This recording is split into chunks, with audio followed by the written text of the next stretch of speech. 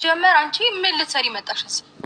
ንቀት ነው የትኛው ንቀት ነው? እኔ ምን ትሰሪያለሽ? እናት አባቴ ቤት ሁሉም ነገር እኮ በቃ በቃኝ ብዬ እኔ ከሁሉም ነገር ስርቅ ለምን ነው የምትከተሉኝ? አይገባኝም። ለምን መጣሽ?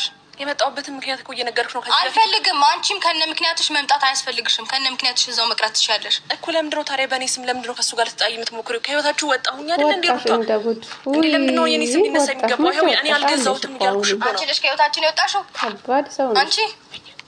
ሩታ ለምንድን ነው ነገሮችን ወደ ሌላ የምትወስዳቸው? አሁን ይኸውልህ አንድ እሷ የገዛችው ነገር ምንም አይነት ነገር የለም። በቃ አሁን እሺ ተው እሱን ተው። አሁን ይዘሀት ሂድ ከዚህ። ምንም ነገር አልፈልግም። ሰምተኛል አይደል እኮ ሩታ። እንሄዳለን ግን ደግሞ መጀመሪያ ያለውን እውነታ እንድታቂ አልፈልግም። በቃ እሷንም እውነቱንም ከነ እውነቱ በቃ ትሂድልኝ። አልፈልግም። አስወጣልኝ ከዚህ። አይ የሩታና የአብርሽ ጭቅጭቅ መቼም ማለቃ የለም። እኛ ተደስተን ብለን ደስታችን ሳንጨርስ ውሃ ቀለሳቸውብን እኮ ዘንድሮስ። ኧረ በስመ አብ። ለተመልካች እንኳን ትንሽ አታስቡም? ለእናንተ የሚጨነቁ እናንተ አንድ ለሆኑልን ብሎ የሚጨነቁ ለእነሱ እንኳን ትንሽ አታስቡ። ሁሌ ጭቅጭቅ፣ ሁሌ ጭቅጭቅ።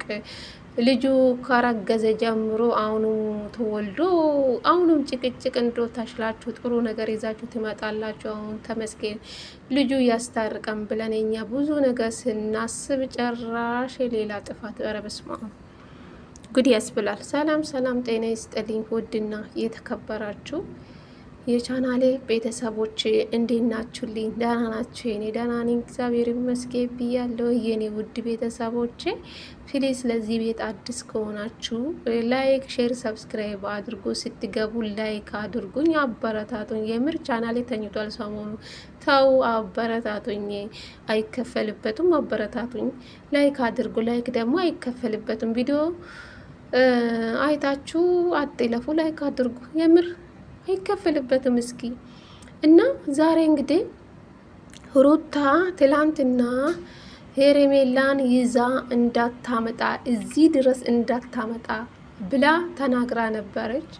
እንግዲህ አብርሽ የሩታን አልሰማም። እንግዲህ ውሽምት ናት። ውሽምት ረቀሪ በላኝ። ምን አይነት ንግግር ነው ጌታ! በጣም ነው የሚያስጣለው። ስሙ ራሱ መጠራት በጣም ነው የሚደብረው ጌታ። ውሽምት ነው አይደል? አዎ ውሽምት ይዞ እና ሩታ ቤት ይዞ ሄደ። ሩታ ያዙኝ ልቀቁ አለች። እንግዲህ አብርሽ ጥፋተኛ ነው ብዬ ነው የማስበው። በቃ እንዳታመጣ ከተባለችው ይዛ መመጣት አልነበረበህም። ወይን ሄርሜላ ቪዲዮ ሰርታ በራሷ ቤት መናገር ትችላለች። እኔ ይሄን ወርቅ እኔ አልገዛውም ብላ መናገር ትችል። በግዴታ የሰው ቤት መሄድ አልነበረባትም። ይሄ ጥፋተኛ ነው። ስለዚህ እዚህ ጋር ሩታ ላይ አልፈርድም። ምክንያቱ ሩታ ልክ ናት ብዬ አስባለሁ። ይሄ መናናቅ ነው። የሰው ቤት ሂዶ እንደዚህ መናገሩ ጥሩ አይደለም። ግን ሩታ ደግሞ ባልሽም ማመን አለብሽ። እስከ መቼ ነው? ከመጀመሪያ ህይወትሽ አትማሪም? ብዙ ነገር እኮ በመሀላቸው ተፈጥሯል። ከሱ እንኳን አትማሪም? የሰው ወሬ እኮ እውነት ትዳርን ይበጣብጣል። አንቺ የሰውን ወሬ ነው የምታዳምጪ። በቃ አብርሽ እኔ ነኝ የገዛው ካለሽ መቀበል ነው። በቃ ይሄን ወርቅ ማለት ነው። ተረጋግተሽ አስበሽበት እሺ ተረጋግቼ በኋላ ወስኜ ነው ይሄን ነገር መቀበል ምችል ብለሽ ብትናገሪ ይሄ ሁሉ አይፈጠርም። ለመናገር ሄርሜላ እኔ አልገዛውም ብላለች። በቃ እሷ ያልገዛችው ነገር እንግዲህ ሄርሜላ ናት ማለት በጣም ከባድ ነው። ሄርሜላም ስትፈልጎ ደግሞ ቪዲዮ ሰርተሽ በቃ እኔ እዚህ ነገር ውስጥ እጅ የለብኝም ብለሽ ቪዲዮ መስራት ነው ግዴታ።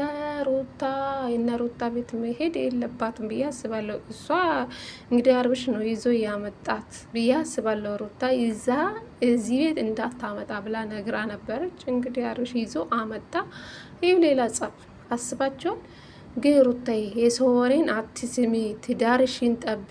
እንኳን ለልጆቻችሁ አታስቡም? በዚህ ልጅ እንጃ ከተወለደ ጀምሮ ኧረ በስመ አብ። እናንተ እንዶ ከበፊት የተሻለ አሁን ይሄ ልጅ ከመጣ ወዳ በቃ ሰላም ታገኛላችሁ ብለን እናስባለን። እናንተ ጨራሽ የባሳችሁ ነው የምትሄዱ። ምን ጉድ ናቸው ግን!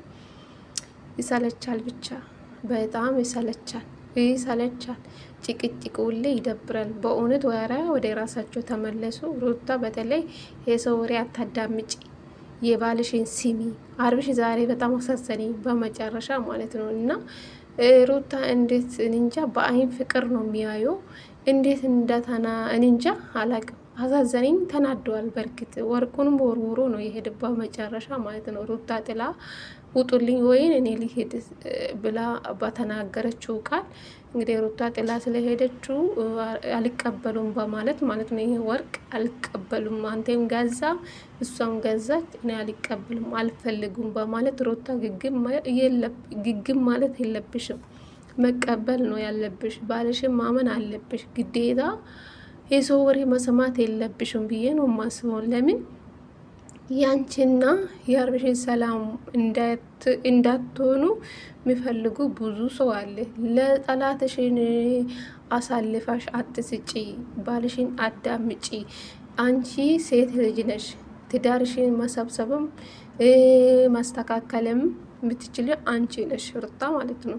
ወንድ ልጅ ደግሞ እንዴት ነው በዚህ ልክ ወደ ራሱ የሚመለሰው? አንቺ ከገፋሽ እሱ እንዶ በመልካም ነገር ሁሉ ነገር አድርጎልሽ አንቺ በዚህ ልክ ያራ ይደብራ። እውነት ስጦታ አይናቅም፣ ደግሞ እንደዚህ አይደረግም። መቀበል ነው በቃ። እውነቱን ሰማሽ አይደለም? መቀበል ነው። ይሄ ጭቅጭቅ እኮ አያስፈልግም እውነት። እና ባልሽን ብታስከብሪ ጥሩ ነው ሩታ፣ ይበቃሻል። እውነት ከዚህ በፊት ብዙ ነገር ተፈጥሯል። ለልጅሽ ብለሽ በቃ ሁሉም ነገር ብታቆሚ ጥሩ ነው። በቃ እናንተ ሁለታችሁ ተሰብስቡ። አብርሽም ተብዬው እቺ ሄርሜላ ወጥቻለሁ ትላለች። እሷ መቼም አትወጣም፣ እዛ ነው ተደፍቃ ቁጭ የምጥለው። እና ከአብርሽ ህይወት አልወጣም ብላለች። እሷ ወጥቻለሁ ትላለች፣ ተመልሳ ትመጣለች። ሩታ ሄርሜላ ማየትም መስማትም አትወዱም። ሲጀመር ስሟም እንዳይጠራ አትፈልግም ሩታ ማለት ነው። እንደማትወደው ያውቃል አብርሽ። ለምን ይዞ እስከ ቤተሰቦቿ ይዞ እንደሄደ አላቅም። ይሄን ለማስረዳት ነው በቃ። ይሄ ወርቅ እኔ አልገዛውም እኔ እጅ የለበትም ብላለች። በቃ ይሄን ነገር ለመናገር ነው እንግዲህ። ሌላ ጸብ ተፈጠረ። አሁን ምን አይነት ጉድ ነው? ኧረ የእናንተ ጭቅጭቅ ጉድ ነው። ጭቅጭቃችሁ ማለቃ የለም። ያስብላል። ለማንኛውም ይሄ ቪዲዮ ከተመቻችሁ ላይክ፣ ሼር፣ ሰብስክራይብ አድርጉኝ፣ አበረታቱኝ። ሩታዬ የኔ ቆንጆ በፈጠረሽ በእናትሽ የሰው ወሬ አትስሚ። የሰው ወሬ ትዳርሽ እየበጠበጠ ነው። ከዚህ አትማሪም። እንኳን አንቺና አብርሽ አንድ ላይ እንዳይሆኑ የማይፈልጉ ብዙዎች አሉ። ለጠላትሽን አሳልፈሽን ትዳርሽን አትበትኝ። ለማንኛውም ማዝ ያለብሽ አንቺ ነሽ። ባልሽን ማመን አለብሽ። የሰው ውጭ ሳይሆን የሰው ወሬ ሳይሆን ባልሽን ማመን አለብሽ ለማለት ፈልገ። በመሀላቸው ብዙ ነገር ተፈጥሯል። እንግዲህ እንደታረቃችሁ ነው እኛ የምናውቀው እንጂ እንደዚህ ትጣላላችሁ ብለን ማንም አላሰበውን ለመናገር ይው አብርሽ። ለማንኛውም መጨረሻ ላይ እውነት አሳዝኖኛል። ብቻ ከባድ ነው ሁሉም ነገር። እንግዲህ እግዚአብሔር ወደ ቀድሞ ፍቅራችሁ ይመልሳችሁ ነው የሚባለው። እንደዛ ነው። ስለዚህ ከባድ ነው ብቻ